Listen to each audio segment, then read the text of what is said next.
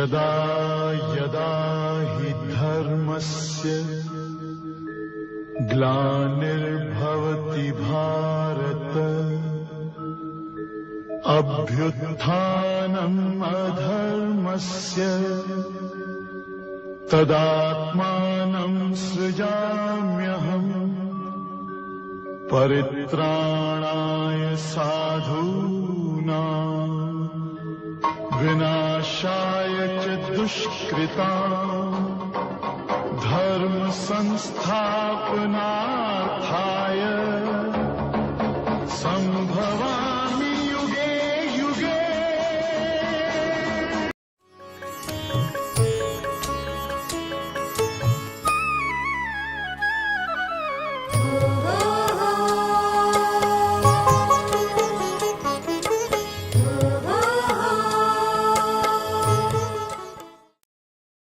ओम शांति। बहुत सुंदर एक बात याद आती है कि एक बार एक व्यक्ति खूब भक्ति करता है और भगवान प्रसन्न हो जाते हैं। भगवान ने कहा मांगो, जो मांगेगा मिल जाएगा, तुमने मुझे प्रसन्न कर लिया। व्यक्ति ने कहा, हे भगवान, मैं जीवन में दुखी होना नहीं चाहता, सदा सुखी होना चाहता हूं। ऐसी कोई विधि बताओ, ऐसा कोई मंत्र दे दो जो सदा सुखी रहूं, मैं दुखी होना नहीं चाहता हूं। मैं समझती हूं यहां भी कोई भी दुखी होना नहीं चाहता, हमेशा सदा सुखी रहना चाहते हैं। भगवान ने कहा ठीक है, और भगवान ने उसको एक कावड़ दिया। कावड़ समझते ना, जो श्रवण कुमार अपने माता पिता को बिठा कर ले जाते थे, यात्रा कराते थे, वो कावड़ दिया उसको। और वो कावड़ में एक तरफ काला कपड़ा था, एक तरफ सफेद कपड़ा था, और उसको दिया और कहा कि एक बात ध्यान रखना, ये काला कपड़ा पीछे, सफेद कपड़ा आगे रहना चाहिए, सदा सुखी हो जाएगा। मनुष्य बड़ा आश्चर्यचकित हो गया, ये कावड़ से सदा सुखी कैसे रह सकता हूं मैं? हे भगवान, कुछ तो स्पष्ट करो। तो भगवान मुस्कुराते हुए स्पष्ट करते हैं कि हे मानव, जीवन की यात्रा में तुम बहुत लोगों से मिलोगे, और हर इंसान के अंदर अच्छाई भी है, बुराई भी है, दोनों होती है। लेकिन जब भी तुम्हें किसी की अच्छाई दिखाई दे तो सफेद कपड़े में आगे रख देना, और उसी अच्छाई के आधार पर उसके साथ व्यवहार करना। और जब भी तुम्हें किसी की बुराई दिखाई दे तो उसको पीछे काले कपड़े में डाल देना, उसको कभी सामने नहीं रखना, और उसके आधार पर व्यवहार नहीं करना, तो सदा सुखी हो जाएगा। व्यक्ति ने कहा ये तो सहज बात है। उसने कावड़ ले लिया और कावड़ लेकर के जीवन की यात्रा में चलने लगा।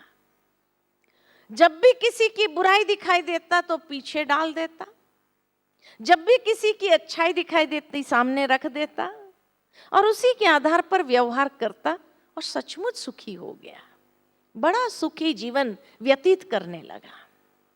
लेकिन एक बार वो व्यक्ति सोया हुआ था, अचानक रात में भूकंप आया, हड़बड़ाहट में उठा, भागने लगा। वो कावड़ अपना उठाया और गलती से काला कपड़ा आगे, सफेद कपड़ा पीछे हो गया। अब जब भी किसी को देखता है, अच्छाई दिखाई देती तो पीछे डाल देता, और बुराई सामने रखता है, और उसी बुराई के आधार पर व्यवहार करता। तब से लेकर दुखी हो गया। अब भगवान पुनः पूछते हैं, कावड़ बदली करना चाहते हैं? सदा सुखी होना चाहते हैं?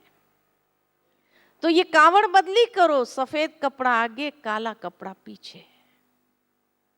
जब भी किसी की बुराई दिखाई दे पीछे डाल दो, अच्छाई दिखाई दे सामने रखो।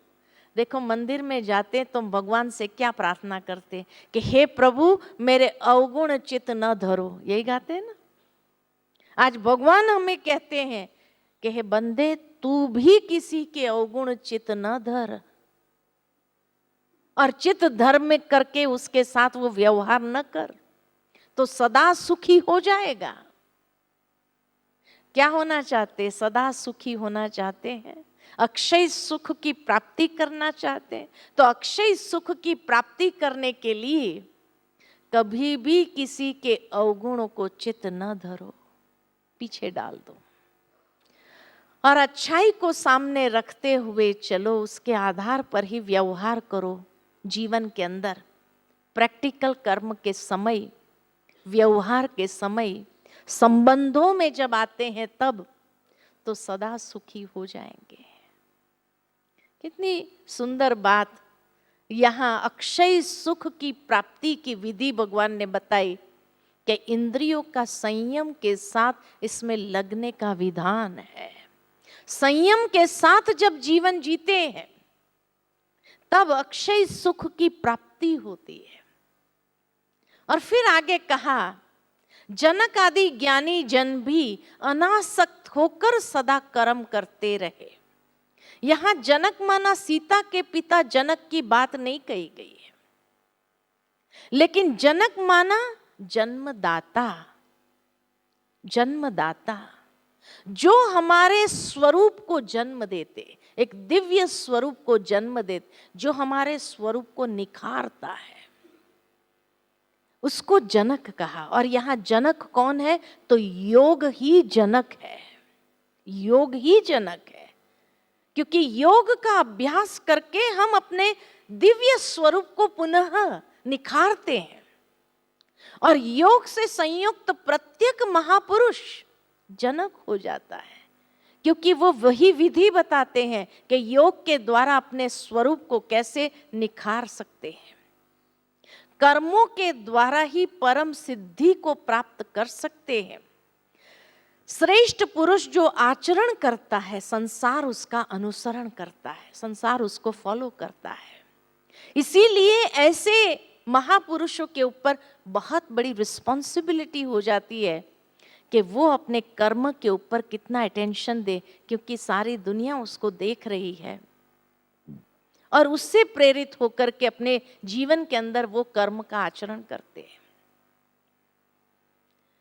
और योग जो हमारे स्वरूप को एक दिव्य निखार देता है, तो योगी बनने की प्रेरणा भगवान अर्जुन को देते हैं और साथ में ये शिक्षा देते कि हे अर्जुन, अंतर आत्मा में चित्त का निरोध करके ध्यानस्थ होकर कर्मों को मुझ में अर्पण करके आशा, ममता और संताप रहित होकर युद्ध कर। आशा, ममता और संताप, स्ट्रेस फ्री होकर जीवन का संघर्ष करो, युद्ध कर। कई बार कई लोग हमसे पूछते हैं, फिर भगवान ने बार बार ये युद्ध शब्द क्यों कहा? जीवन का संघर्ष डायरेक्ट ही कह लेते थे, युद्ध कर, युद्ध कर, तो जरूर लोगों के अंदर मिसअंडरस्टैंडिंग तो क्रिएट होगी। ऐसा क्यों भगवान ने कहा? जीवन का संघर्ष कर, ये क्यों नहीं कहा? देखो, आपके घर में छोटे बच्चे होते हैं और बच्चे मान लो कि बाहर खेलने जाते हैं गली में अपने दोस्तों के साथ, और जब खेलने जाते हैं वहां खेल रहे होते हैं वो छोटे बच्चे, और अचानक बड़े लड़के आ जाते हैं और बड़े लड़के वो छोटे बच्चों को वहां से भगा देते हैं। हटो हटो हटो हटो, ये हमारी जगह है, हम खेलेंगे यहाँ पर, तुम लोग भागो यहाँ से, भगा देते हैं। अब वो छोटे बच्चे बेचारे क्या करें? वो बेचारे सहम जाते हैं और साइड में खड़े होकर उनके खेल को देखते हैं। लेकिन रोज जब आपका बच्चा घर में आता है तो एक ही शिकायत उसकी होती है, माँ को क्या कहता है? आज भी वो लड़के आ गए, हमको खेलने नहीं दिया, हमको भगा दिया। रोज उसकी एक ही शिकायत होती है। रोज रोज उसकी एक ही शिकायत सुन करके माँ क्या कहेगी? माँ भी जानती है, बड़े लड़कों के सामने वो लड़ तो सकता नहीं है, बच्चे हैं छोटे। माँ क्या कहेगी? माँ यही कहेगी, अरे मारो गोली, तुम वहां खेलने क्यों जाते हो? दूसरी जगह नहीं खेल सकते हैं? तुम लोगों को जब पता है कि वो लड़के लोग आने वाले हैं, वो तुम लोगों को भगाएंगे, तो वहां खेलने की दूसरा कोई जगह नहीं है? तो माँ क्या कहती है? अरे मारो गोली उस स्थान को, वहां कल से नहीं जाना, दूसरे जगह पर खेलना, यही कहते हैं ना। अब मारो गोली का मतलब ये थोड़ी है कि बंदूक उठाकर गोली मारने के लिए कहा, एक मुहावरा है। ठीक इसी तरह भगवान भी जब ये कहते हैं, अरे युद्ध कर, तू मारो सबको, मारो माना कोई हिंसक युद्ध की बात भगवान नहीं कह रहे हैं। जिस गीता को पढ़ करके महात्मा गांधी ने अहिंसा के बल पर स्वराज्य दिलाया, आप सोच सकते हैं कि वो भगवान पांडवों को स्वराज्य के लिए हिंसक युद्ध की बात कहेंगे? और अगर भगवान ने भी हिंसक युद्ध के लिए प्रेरणा दी होती थी, फिर तो टेररिस्ट लोगों को भगवान ही मानना चाहिए, क्योंकि वो भगवान के महावाक्य को फॉलो कर रहे हैं। ये प्रेरणा भगवान ने नहीं दी है। और इसीलिए जब युद्ध कर ये कहा, तो एक मुहावरे के रूप में कहा, इन सबको मारो। मारो यानी छोड़ो। जहां से तुम्हें दुख की प्राप्ति हो रही है, जहां तुम्हारा मन विचलित हो रहा है, आशा, ममता और संताप रहित होकर के जीवन का संघर्ष कर। अब वास्तव में अगर देखा जाए तो सही युद्ध कहाँ खड़ा होता है? मेडिटेशन में ही सही युद्ध खड़ा होता है। आप जब ध्यान करने बैठेंगे ना, तो आप देखेंगे कि आपका मन क्या होता है, ध्यान करते समय ही बाहर भटकता है, बाहर चला जाता है। और इसीलिए कई बार कई लोग डिस्टर्ब हो जाते कि मेडिटेशन करने बैठते तभी मन चला जाता। जब हम कर्म करते तो मन विचलित नहीं होता है, लेकिन मेडिटेशन हम कर नहीं पाते हैं, कंसंट्रेशन होता ही नहीं है। होता है ऐसा? कभी सोचा कि मन जाता है तो कहाँ जाता है? कभी सोचा कहाँ गया मन? हमेशा देखा जाता है कि मन का भटकने का जो द्वार है, कोई ना कोई इंद्रियां है। मान लो आप किसी से बात कर रहे हैं और बात करते करते आपके मुख से कोई बात निकल गई जो उसको कहनी नहीं चाहिए थी, निकल गई स्वाभाविक रीति से। फिर कर्म में व्यस्त हो गए तो बात याद नहीं रही, लेकिन जैसे ही शांत चित्त होकर के भगवान को याद करने बैठते हैं, उसी समय वो व्यक्ति का चेहरा सामने आता है, वो बात याद आती है। फिर रियलाइज होता है, अरे मैंने ये बात जो उसको कही वो तो अपने पेट में रख ही नहीं सकता है, और उसने जाकर किसी को कह दिया या फलाने व्यक्ति को सुना दिया तो बड़ी मिसअंडरस्टैंडिंग हो जाएंगी। अब मुझे उसको मिलना पड़ेगा, उस बात को क्लियर करना पड़ेगा, मेरा ऐसा भाव नहीं था। तो मन चला गया, कहाँ गया? ये मुख ने जो चंचलता की उसके पीछे गया। कानों द्वारा कोई बात सुन लेते हैं, सुनते समय स्वाभाविक रीति से सुन लेते हैं, लेकिन जैसे ही शांत चित्त होकर भगवान को याद करने बैठते, उसी समय वो बात याद आती है कि फलाने व्यक्ति ने ये बात जो कही, आखिर उसका मतलब क्या था? मुझे ही ये बात क्यों सुनाई उसने? उसका भाव क्या था? सारा भाव मतलब तभी निकालने लगते हैं। मन चला गया, कहाँ गया? ये कानों के पीछे गया। आंखों द्वारा कोई दृश्य देख लिया, बस जैसे ही शांत चित्त होकर भगवान को याद करने बैठते, उसी समय वो दृश्य याद आता है कि मैंने अपनी आंखों से देखा, मैं गलत हो ही नहीं सकती हूं। और उसी समय वो सारी बात अंदर में शुरू हो जाती है और नेगेटिव डायरेक्शन पकड़ लेती है। इतना मन विचलित होने लगता है, तो मन चला गया, कहाँ गया? आंखों के पीछे गया तो कोई न कोई इंद्रियों की चंचलता के पीछे ही मन जाता है। और इसीलिए भगवान अर्जुन को कहते हैं कि ऐसे समय पर ध्यान में जब बैठते हैं तभी काम, क्रोध, राग, द्वेष, आशा, तृष्णा आदि विकार बाधा के रूप में भयंकर आक्रमण करते हैं। इनको मिटाते हुए अंतरात्मा में सिमटते जाना और ध्यानस्थ होते जाना ही यथार्थ युद्ध है। ध्यान में एकाग्र होना यही तो युद्ध है जो करना है।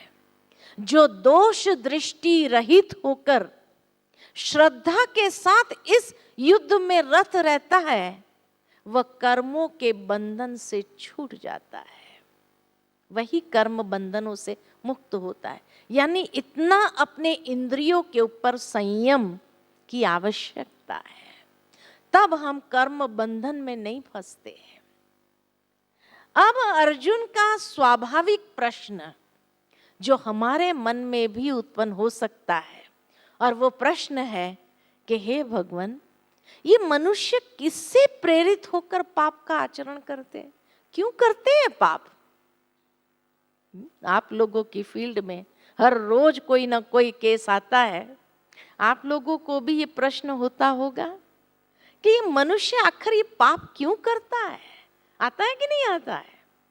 भगवान ने बहुत सुंदर उसका उत्तर दिया और कहा कि रजोगुण से उत्पन्न काम और क्रोध अग्नि के समान है जो राग द्वेष के पूरक है, ज्ञानियों के निरंतर बैरी है। काम से ज्ञान ढका हुआ है। जब कामनाएं उत्पन्न होती है, इच्छाएं तृष्णाएं उत्पन्न होती है, तो उस समय विजडम काम नहीं करती है। काम से ज्ञान ढक जाता है, खत्म हो जाता है। मन, बुद्धि, इंद्रियां इसके वासस्थान है। कहाँ रहते हैं ये काम और क्रोध, राग द्वेष? कहाँ रहते हैं? मन, बुद्धि, इंद्रियां इसके वासस्थान है। क्यों भगवान बार बार अर्जुन को कहते इंद्रियों को संयम से जीतो, इंद्रिय जीत बनो? क्यों कहते हैं? क्योंकि यही स्थान है जहां काम, क्रोध, राग, द्वेष रहते हैं। इसलिए अर्जुन, तू पहले इंद्रियों को संयत कर, क्योंकि यह हृदय देश की अंतर जगत की लड़ाई है।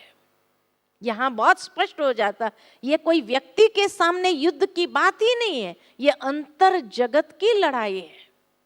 जो इंद्रियों को वश करता है वह ज्ञान विज्ञान से पाप का नाश कर सकता है। ज्ञान वो शक्ति है, विजडम के अंदर वो लॉजिक है, विज्ञान अर्थात साइंस है।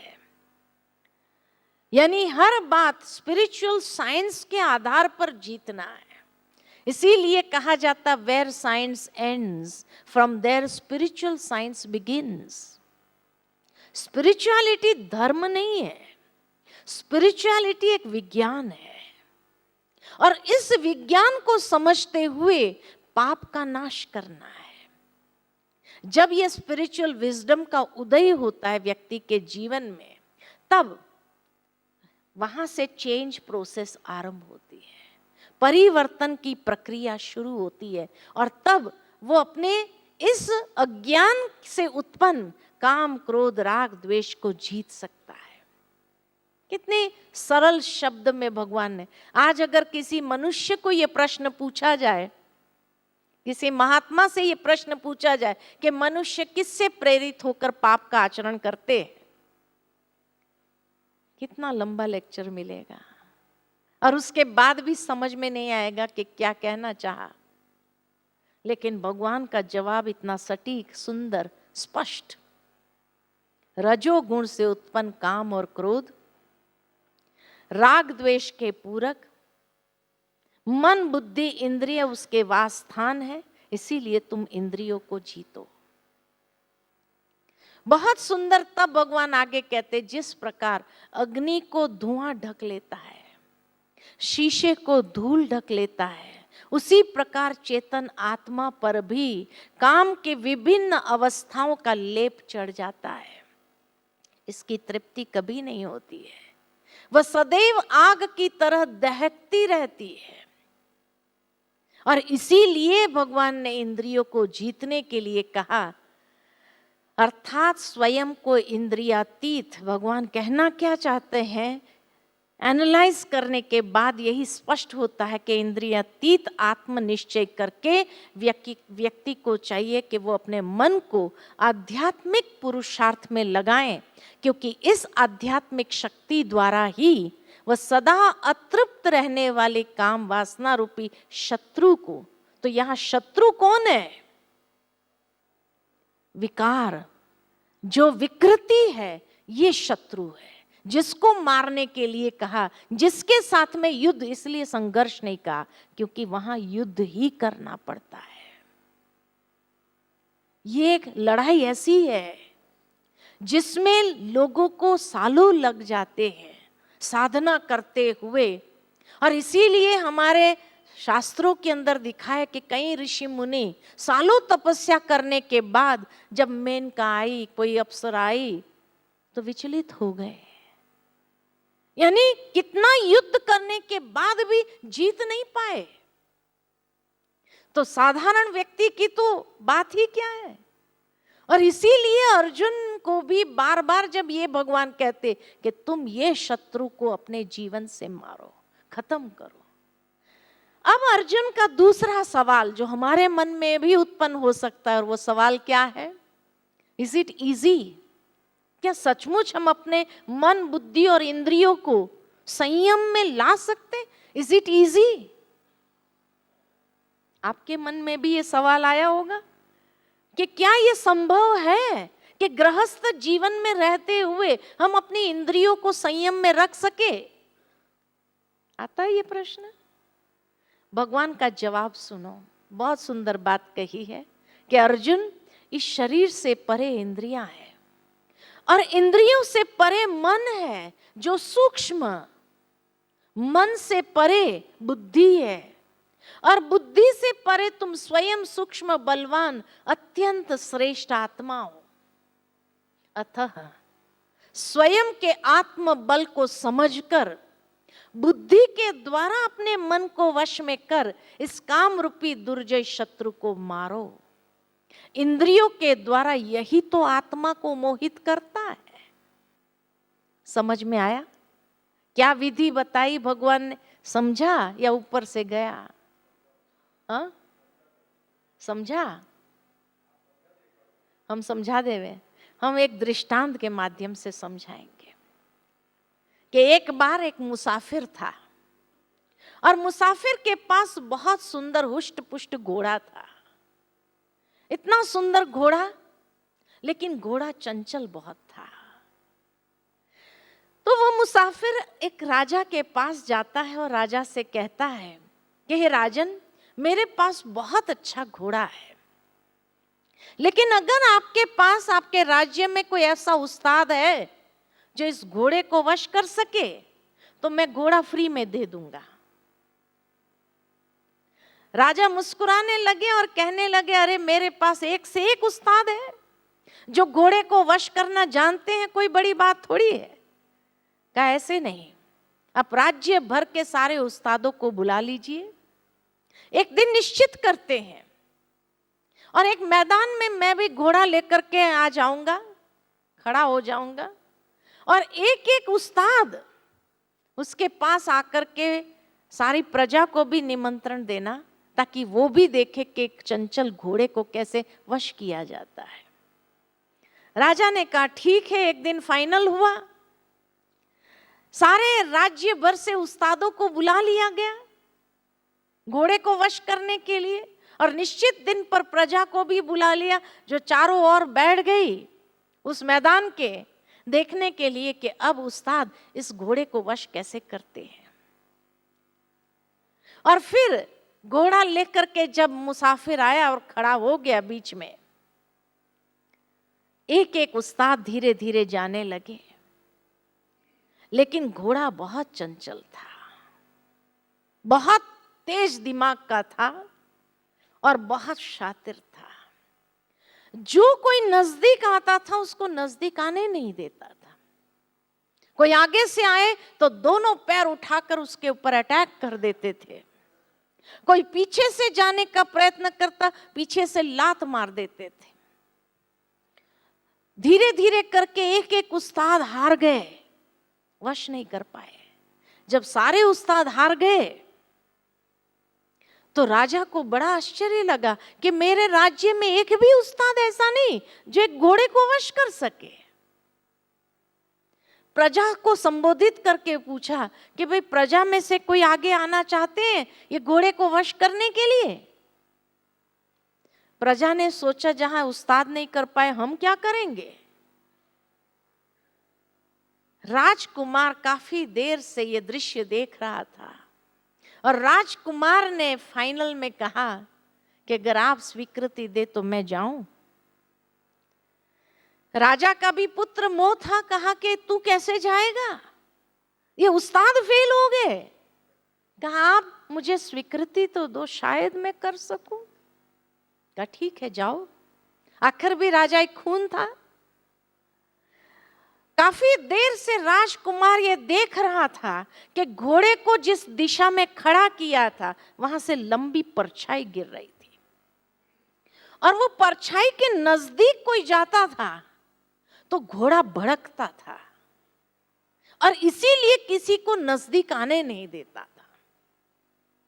राजकुमार ने क्या किया, सबसे पहले घोड़े की दिशा को चेंज किया, उसको उल्टी दिशा में लाके खड़ा कर दिया सूर्य के सामने। अब परछाई पीछे गिरने लगी, अब घोड़े को परछाई नहीं दिख रही है। और फिर पीछे से जाकर के उसके ऊपर चढ़ गया और लगाम खींच लिया और घोड़ा वश हो गया। हमारा मन रूपी घोड़ा भी कुछ ऐसा ही है, चंचल है, अत्यंत चंचल। क्यों?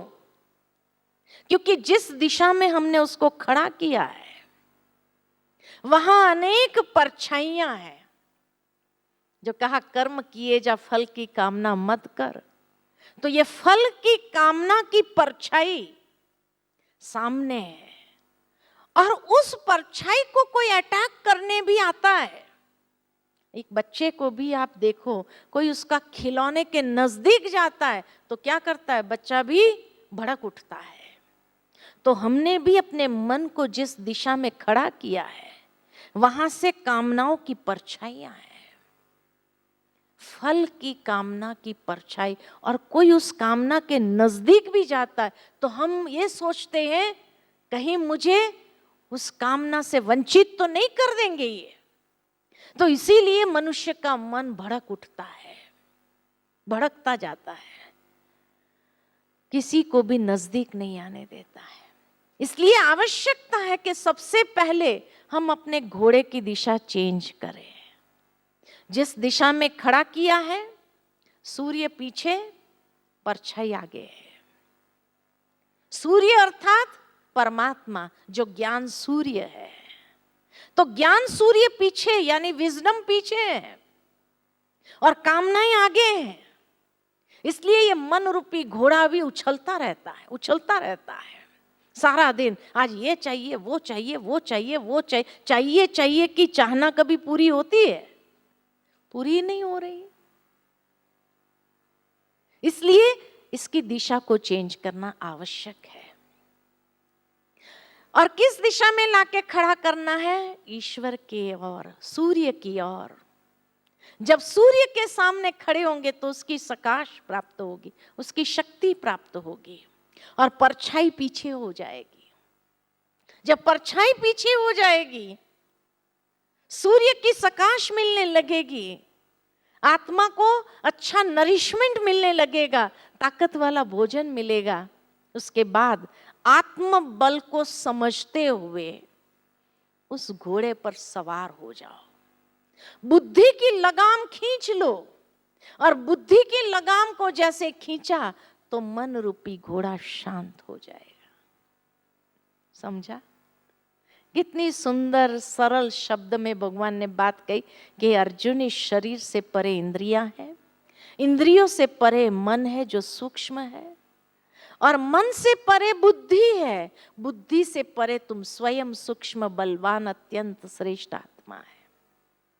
आत्म बल को समझकर बुद्धि के द्वारा अपने मन को वश में कर, बुद्धि की लगाम खींच लो और मन को वश कर, इस काम रूपी दुर्जय शत्रु को मारो।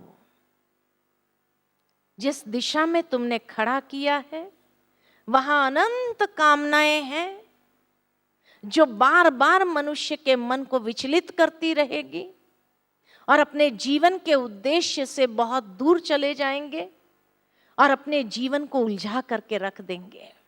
इसलिए उसको मारो। इंद्रियों के द्वारा यही तो आत्मा को मोहित करता है। कितना सरल स्पष्ट शब्द के अंदर, सिंपल शब्द के अंदर भगवान उसको कैसे संयम में लाना है वो सिखाते हैं। फिर चौथे अध्याय में ज्ञान कर्म संन्यास योग बताया। आत्मा, परमात्मा तथा इन दोनों से संबंधित दिव्य ज्ञान का कार्य है शुद्ध करना। ज्ञान का ही कार्य है आत्म शुद्धिकरण करना। ऐसा दिव्य ज्ञान कर्म योग का फल है। कर्म योग से ही यह दिव्य ज्ञान हमारे जीवन के अंदर आता है। इस अध्याय में परमात्मा गीता के प्राचीन इतिहास और इस भौतिक जगत में अपने अवतरण की महत्ता और सतगुरु के पास जाने की आवश्यकता का उपदेश देते हैं। प्रथम श्लोक से लेकर के 19वें श्लोक तक, 18वें श्लोक तक सगुण भगवान का प्रभाव और कर्म योग का विषय लिया गया है। ज्ञान सूर्य इस अविनाशी योग को कल्प के आरंभ में विवश मनुष्य को कहता है, जो विवश हो गया था, मन जिसका विचलित हो गया था और अधीन हो गया था, ऐसे मनुष्य को ये योग सिखाते हैं। 19वें श्लोक से लेकर 23वें श्लोक तक योगी महात्मा पुरुषों के आचरण और उसकी महिमा बताई है। 24वें श्लोक से लेकर 32वें श्लोक तक फल सहित भिन्न भिन्न यज्ञों का कथन किया गया है और 33वें श्लोक से लेकर 42वें श्लोक तक ज्ञान की महिमा की गई है, ज्ञान का महत्व बताया गया है। अब स्वाभाविक है कि अर्जुन का प्रश्न पुनः आरंभ में ही उठता है चौथे अध्याय के, जो हमारे मन के अंदर भी उत्पन्न हो सकता है कि हे प्रभु, ये ज्ञान, ये योग आपने सबसे पहले किसको सुनाया था, किसको कहा था? तो भगवान कहते हैं कि इस अविनाशी योग को कल्प के आदि में मैंने सूर्य से कहा। सूर्य से मनु को यही गीता ज्ञान प्राप्त हुआ। मनु ने अपनी स्मृति में संजोया। मनु से इक्ष्वाकु को मिला, जिसे राज ऋषियों ने जाना, किंतु इस महत्वपूर्ण काल में वह लुप्त हो गया। यह योग लुप्त हो गया, यह ज्ञान लुप्त हो गया। अब सोचने की बात तो यह है, प्रैक्टिकल विवेक से अगर सोचा जाए कि यह ज्ञान और योग की आवश्यकता किसको है, सूर्य को है या मनुष्य को है? किसको है? मनुष्य को है। फिर भगवान ने सूर्य को क्यों कहा? सूर्य ने मनु को कहा, यानी चंद्रमा को कहा। अब ज्ञान की आवश्यकता चंद्रमा को है क्या? वो तो है ही सदा शीतल। तो मनुष्य को देने के बजाय ये भगवान ने ज्ञान सूर्य को, सूर्य से मनु को, मनु से इक्ष्वाकु, ये इतना लंबा प्रोसेस क्यों किया? सीधा ही मनुष्य को ज्ञान दे देते थे तो मनुष्य के कर्म इतने भ्रष्ट होते ही नहीं थे। लेकिन वास्तव में यहां कुछ बातें लुप्त हो गई हैं, ऐसा महसूस होता है। और वो बातें क्या है? जो लुप्त हो गई है, जिसको समझना आवश्यक है। एक बार मेरी एक महात्मा से मुलाकात हुई। मैंने स्वाभाविक रीति से, क्योंकि उस समय मैं गीता का अध्ययन कर रही थी, कुछ बातें स्पष्ट नहीं हो रही थी, तब मैंने महात्मा जी से पूछा कि गीता का अध्ययन आपने इतना किया, क्या आप समझते हो कि कुछ बातें इसमें से लुप्त हो गई है और कुछ एडिशन भी हो गई है? तो उन्होंने मुस्कुराते हुए कहा कि बचपन में आपने एक खेल खेला होगा। मैंने पूछा कौन सा खेल? तो कहा जब पिकनिक पर टीचर क्लास को लेकर के जाती है तो बच्चों को एक गोलाकार में खड़ा कर देती है और फिर एक बच्चे को बुलाकर उसके कान में कहानी कहती है, जो उसको दूसरे के कान में जाकर सुनाना होता है। दूसरा बच्चा तीसरे के कान में कहता है, तीसरा चौथे के कान में कहता है।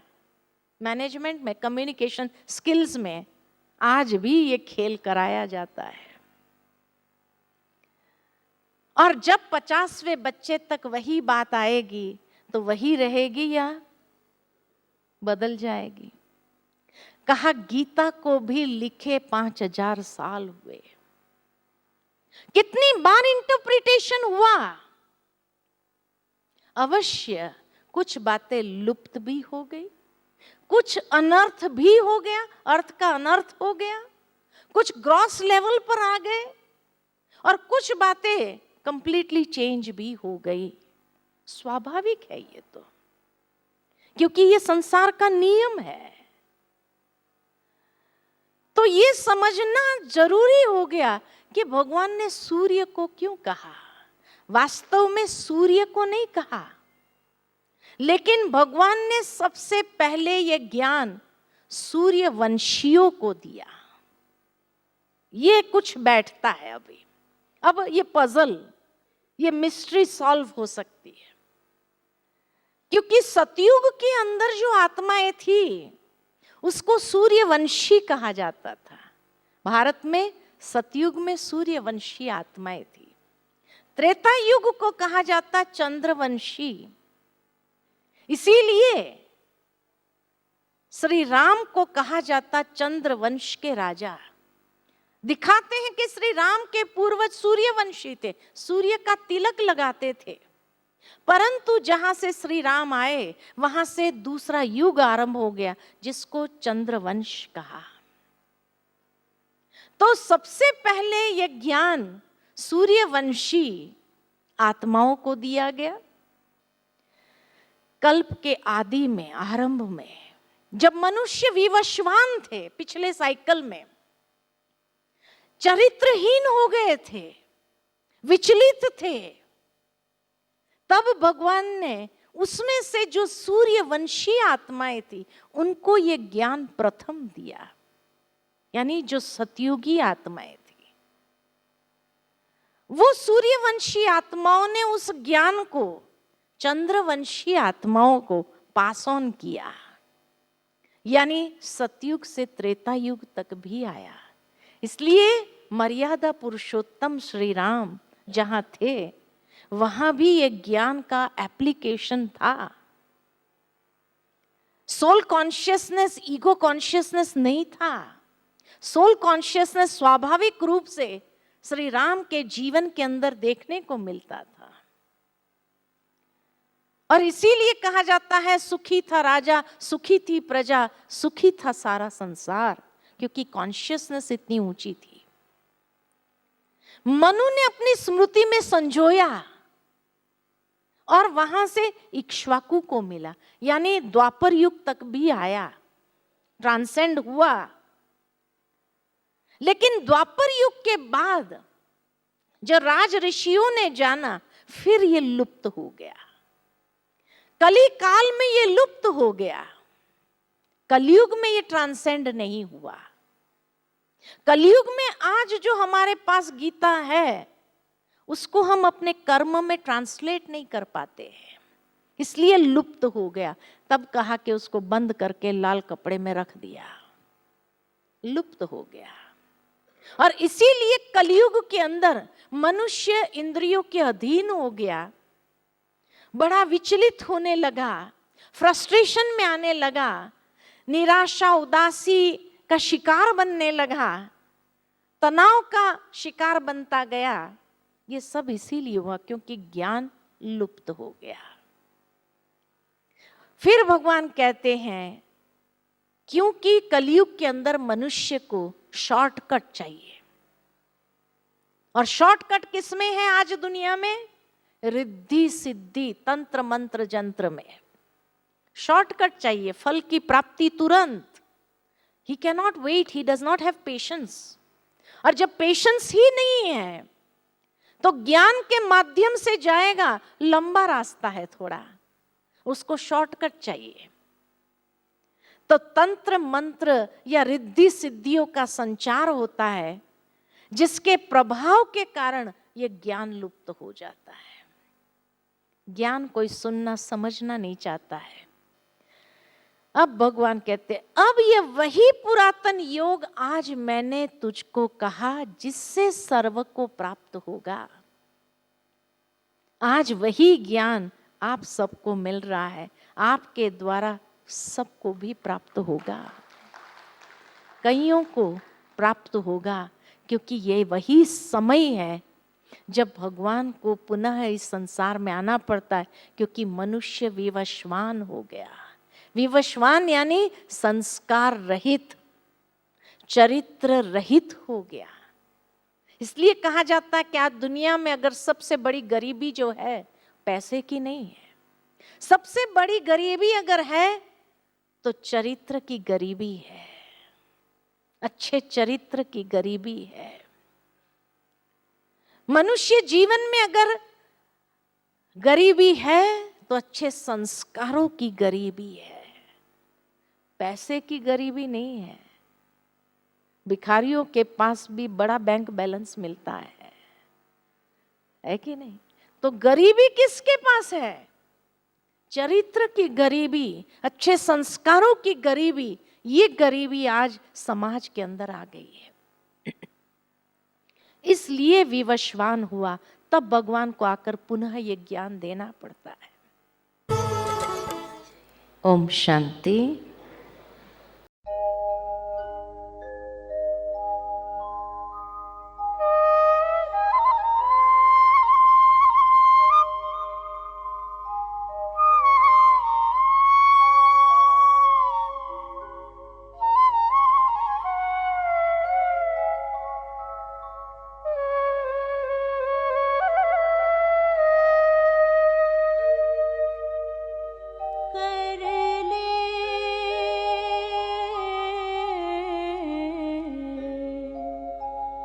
कर्म की तू पहचान, कर ले कर्म की तू पहचान, कर ले कर्म की तू पहचान। हे मानव कर ले तू पहचान, हे मानव कर ले तू पहचान। बीज तू बोले शुभ कर्मों के, कर्म हो ऊंच महान। कर ले कर्म की तू पहचान, हे मानव कर ले तू पहचान।